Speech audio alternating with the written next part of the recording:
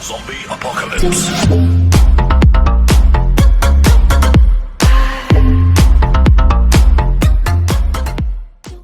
Welcome to this IELTS listening practice test.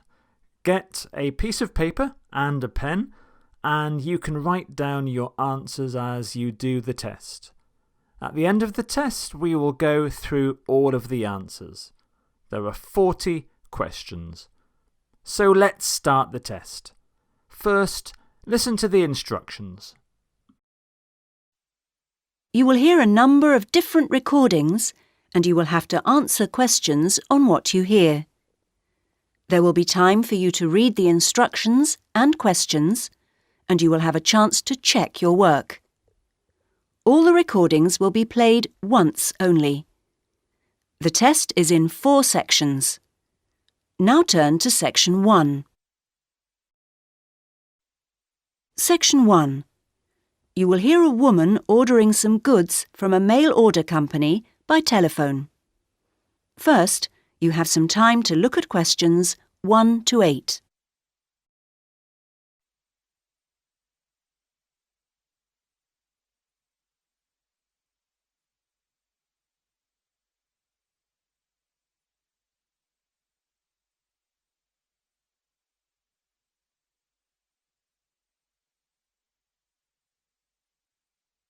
You should answer the questions as you listen, because you will not hear the recording a second time.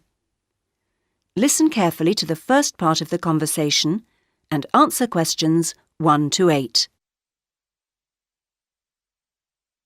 Cosmic Home Delivery. My name is Gary. How may I help you today? Hello, I'd like to place an order. Certainly, madam. I'm afraid our computer system crashed earlier today. I'll have to take the details down on paper and then enter them later when it's been fixed. Is that okay? Yes, of course. So, can I take your name, please? Yes, it's Alexandra Hornby. Sorry, could you spell the surname for me? H... Yes, then O-R-N-B-Y. Oh, fine. And then your address. That's number 28 Wood Road, which is in Ilford, I-L-F-O-R-D, and that's near Northchester. The postcode's NC1 2FR. Thank you. And do you have an account with us? I do. I've got the number here. 944567881. Is that long enough? 8 digits? Yes, it is. Good. Now, what would you like to order today? I want a coffee table. I think there's only the one type. I expect so. Perhaps you can tell me the price. I can use that to check later, just in case there's more than one. Yes, it's £39.99. Fine. Sorry about all these extra questions. It's no problem at all. Now, that size of order value does mean you're entitled to a free gift. Did you want to take up that option on this occasion? Yes, I do. I've already got a calculator like the one on offer, but I do like the look of the handbag, so I'd like one of those, please. Certainly. And can I just check, as an account holder, you may have been sent a voucher. Oh, yes, for a discount. Let me see. The reference number will probably start with the letter D. Ah, it does, and it continues BR29. Great. Now, how would you like your order delivered? There's standard service within a week, and then express, which comes within 2 days, or special, which means it arrives the same day. Special would be ideal, but I know it's a bit expensive, so I'll make do with express, I think. Standard is very slow. It is, to be honest. Before you hear the rest of the conversation, you will have some time to look at questions 9 and 10.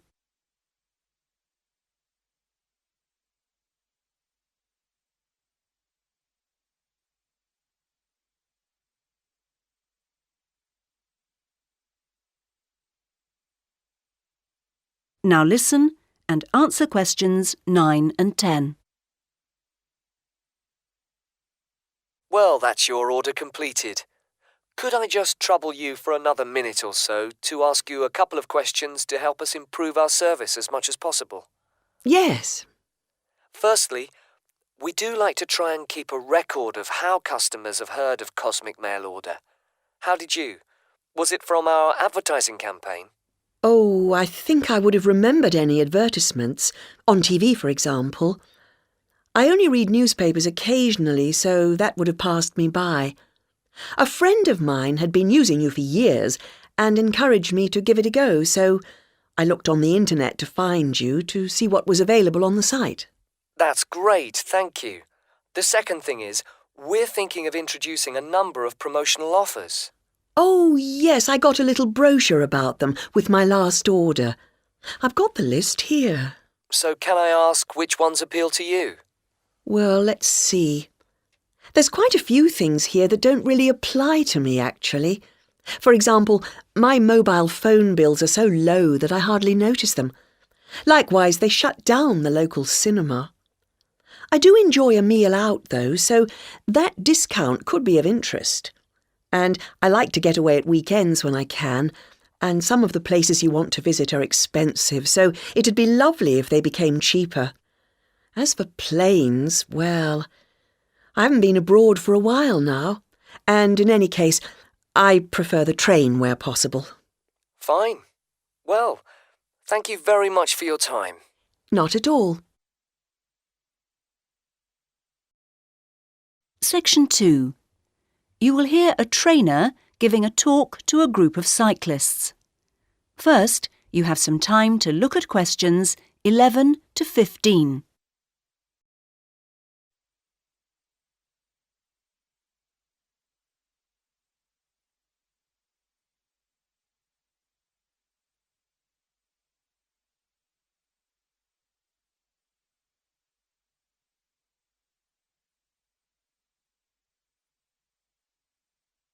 Now listen carefully to the first part of the talk and answer questions 11 to 15. Hello, everybody. It's nice to see that so many of you made it, even on an evening as rainy as tonight. OK, now, whether you're new to cycling as a sport or are returning to it after some years' absence, I'll just go over a few basic points. Now, race preparation is a complex business, and there are many factors to consider. The first area of concern is mechanical. Now, this involves the machine itself, that is, your bike, and also, no less importantly in fact, clothing. This will protect your body and aid your performance, providing you wear the right kit. The next area to concern yourselves with is the mental. This is you as a person. You can have the best bike in the world, but you won't get the most out of it if you don't have the right mindset. So, tactics are important to consider. Another factor which is essential to a good performance is determination. You need to feel this so that you can really push yourselves to your limits. To accompany this, you also need knowledge of your bike, yourself, physics, other riders, the course, and so on. Finally, strange though it may seem after all I've said so far, you need relaxation. If you can't switch off sometimes, you won't get to recharge your batteries. OK, and that takes us on to the physical side of race preparation. The first and perhaps most obvious aspect of this is training, and we'll come to some of the details of that in a minute. Another important aspect to pay attention to is diet, and you'll soon find that if you don't eat well, you won't see yourselves performing as well as you might. Then there's also the question of style, and you'll need to learn to develop the most effective ways for each of you to deliver your performance. And the details of this depend on which kind of event you're competing in. And finally, you need to take body care into account. You need to stay healthy in order to be able to give of your best. Right, those are the basic ingredients of race preparation. Before you hear the rest of the talk, you have some time to look at questions 16 to 20.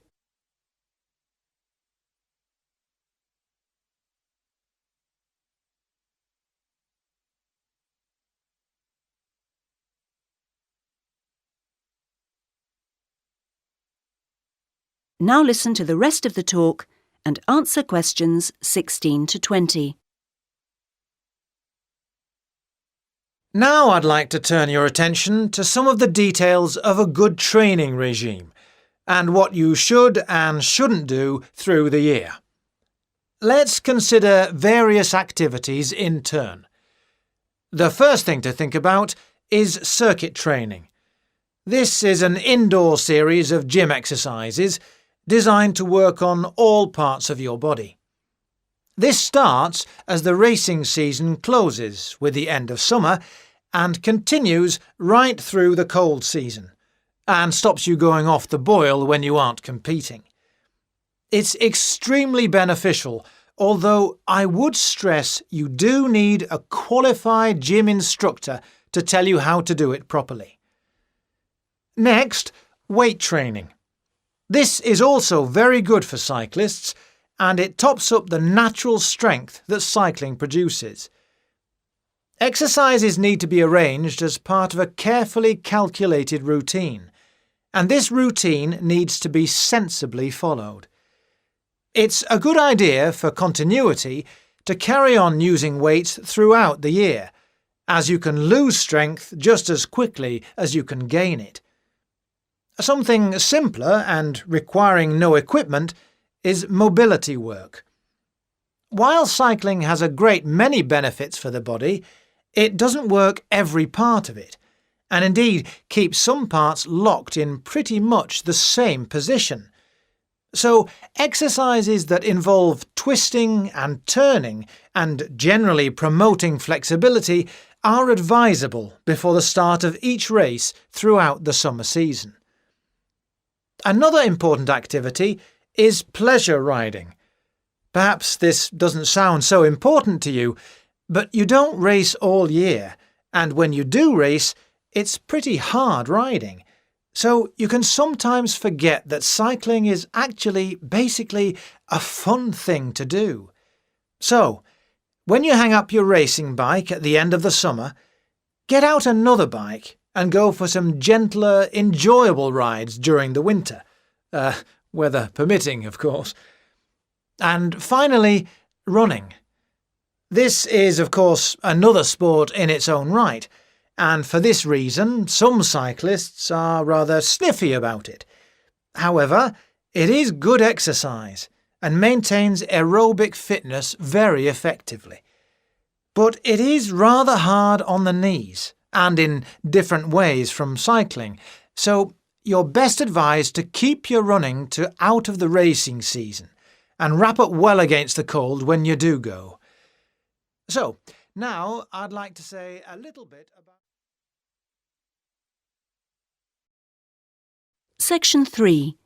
You will hear 3 students, Anna, Jane and Mark, planning a project about cinema on their Media Studies course. First, you have time to look at questions 21 to 23.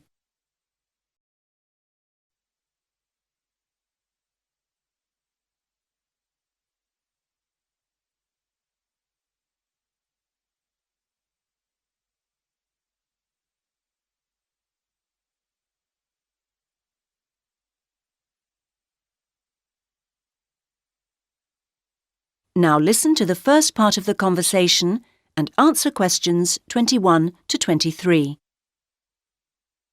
So, Jane, Mark, we need to press on with the assignment. Yes, we do, Anna. And we need to begin by going to the best sources of information. Right. Now, we're looking into how films get altered sometimes if they're not going to do very well. We need to know quite detailed things. So, ordinary magazines, leisure interest ones, may lack the detail we're after. Specialist magazines, on the other hand, will probably be helpful. I think that's true. OK, so we'll root out some of those. And what else? There ought to be stuff available online. But we'll have to be selective. Sure, not general cinema websites, you mean? I think it'd be useful to go onto studio websites. Then we'd get pretty specific information. Even if it might be a bit biased. Yes, OK. Anything else? I think we also need to think about the point of consumption, so perhaps reviews would be good to look through. OK, though we'll get most by looking at local reviews, I think. I agree. Good. Now you have time to look at questions 24 and 25.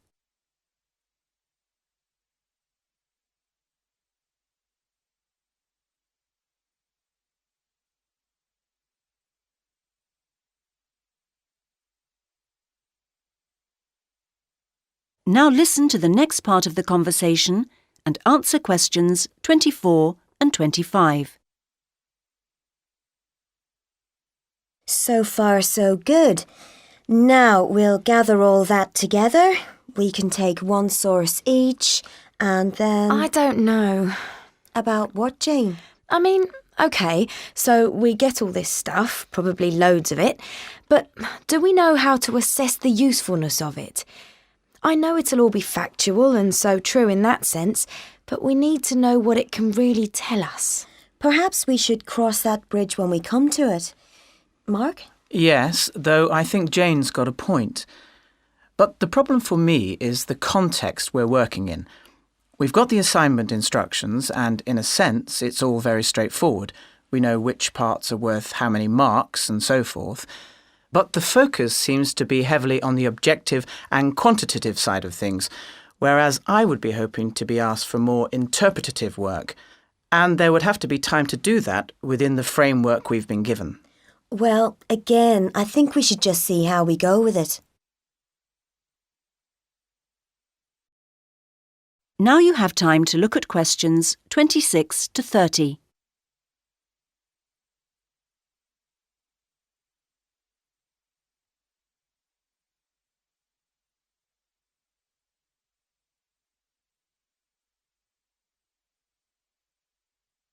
Now listen to the final part of the conversation and answer questions 26 to 30.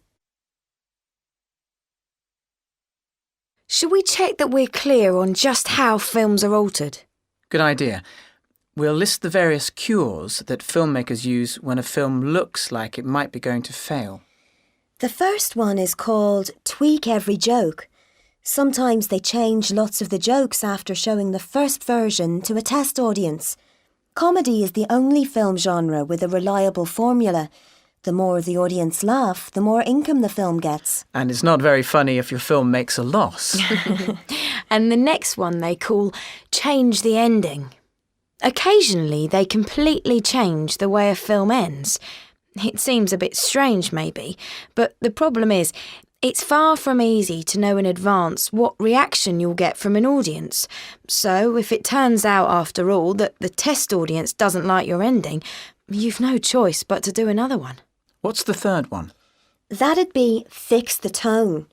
If, for example, your film begins as a kind of gentle comedy, but then gets too serious or horror-like, audiences get confused.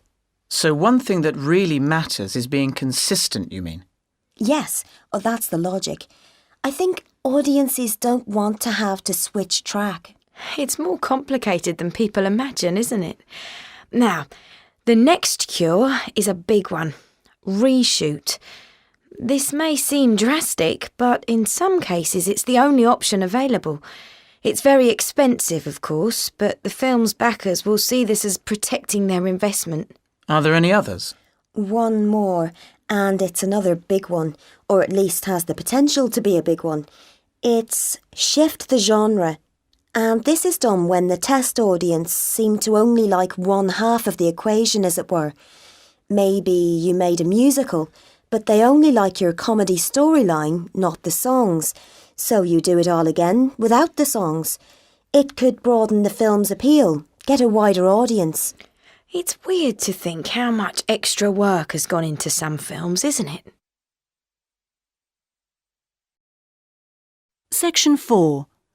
You will hear a talk about the history of the Mediterranean Sea. First, you have time to look at questions 31 to 40.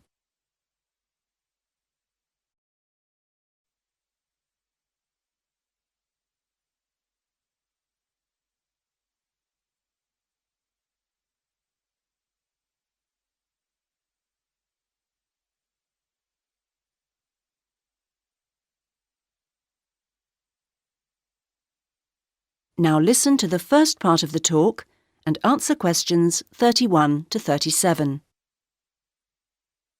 Now, in looking at the history of anywhere, we need to accompany our discussion of the facts with some consideration of what facts mean, or which facts have meaning. But more of that later.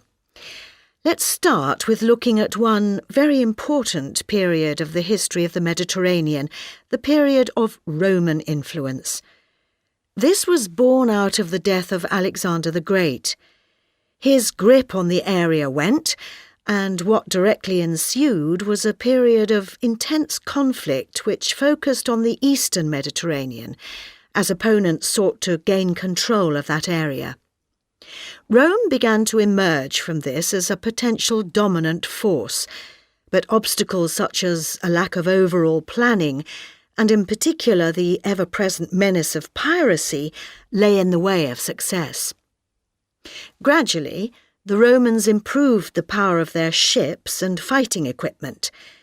They also formed a series of alliances, which effectively reduced the size and number of enemies, and a key measure they took was creating an office of government specifically charged with repairing their fleets.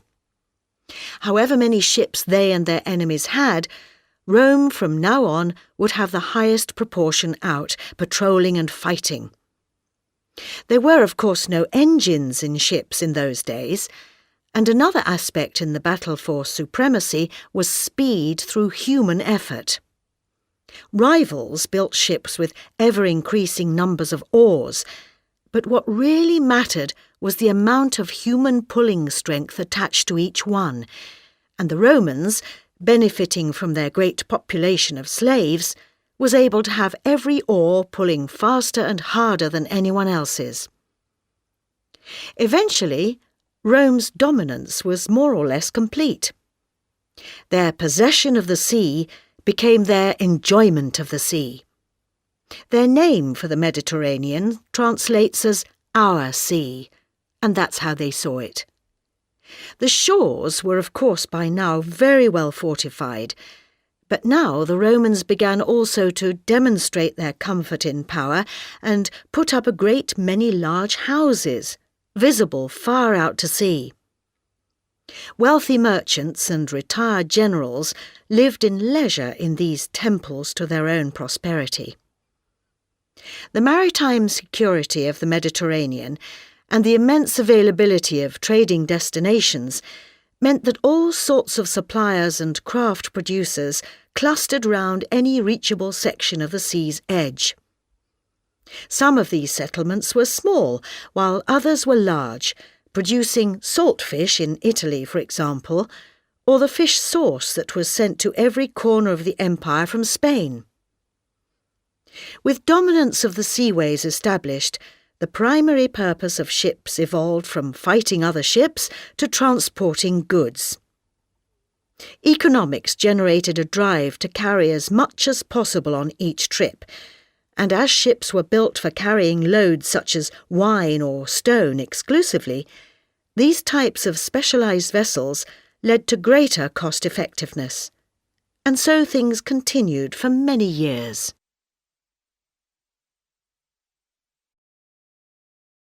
Now listen to the rest of the talk and answer questions 38 to 40. However, I referred before to the question of needing to consider how to approach history. Assumptions about what history is are as varied as the historians who have made the Mediterranean the subject of their studies. 3 key historians have moulded in different ways our approaches to understanding the Mediterranean's past: Michel Ballard, Fernand Braudel and Nicholas Horden. The first of these, Ballard, felt strongly that an approach based on examining countries around the Mediterranean as if they shaped its history was inadequate. More was to be learned, he argued, by treating the Mediterranean as one of a number of seas, such as the Black Sea and the Atlantic Ocean, and thus integrated into trading routes that stretched from Madeira to Krakow. Our second historian, Fernand Braudel, took a rather different, though related, tack.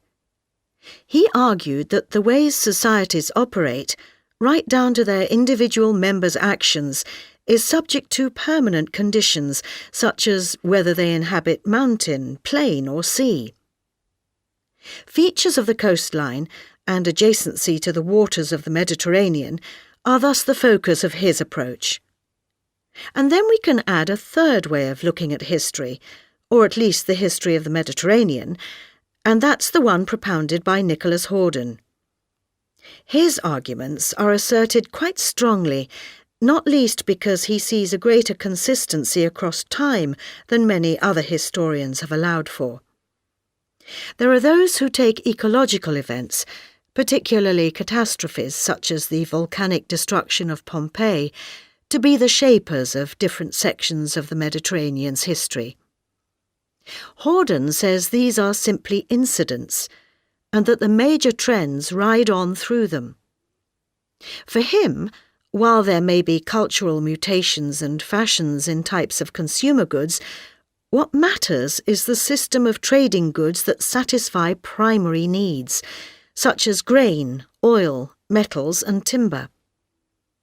So, for us, out of this complex of views, our job is to seek a synthesis and form a sophisticated approach, not just to the Mediterranean, but to any time or region in history.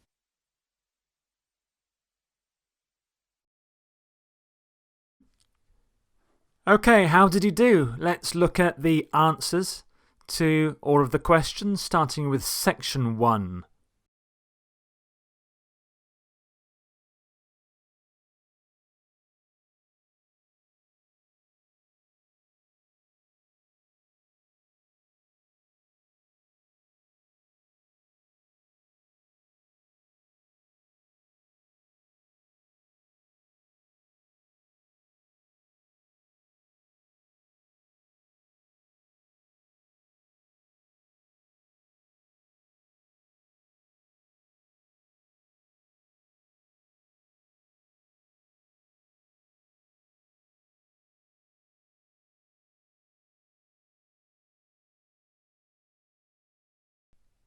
So how does your score compare to the band scores? So, well, if you count up your score, if you got between 9 and 15 marks, that's a band 4. For band 5, you need between 16 and 22. Band 6, between 23 and 29. Band 7, 30 to 34. Band 8, 35 to 38. And if you got 39 or 40, you will get a band 9.